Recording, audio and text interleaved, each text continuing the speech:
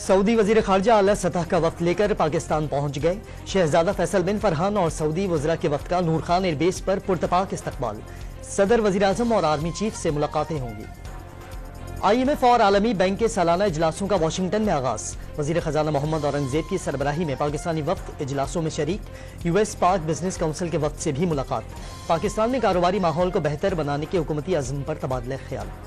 मिल्लत express में तशद्दुद का निशाना बनने वाली मरियम बीबी के कत्ल का इल्जाम। गिरफ्तार पुलिस एहलकार ने खातून से छेड़छाड़ की, बहावलपुर के करीब चलती ट्रेन से बाहर फेंक दिया। खातून के भाई का दावा। पेशावर में बारिशों के बायस नशेबी इलाके जेरे आब आ गए। 4 सद्दा रोड पर बढ़नी नाला उबलने से पानी घरों में दाखिल हो गया।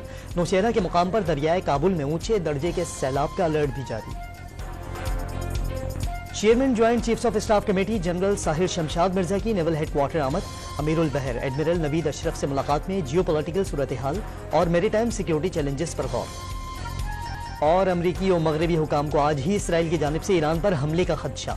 इसराइली जंगी काबीना इजलास में हमले के ऑप्शंस पर गौर। हमला हुआ तो पहले से सख्त जवाब देंगे, ईरानी वजीर खारजा का पैगाम।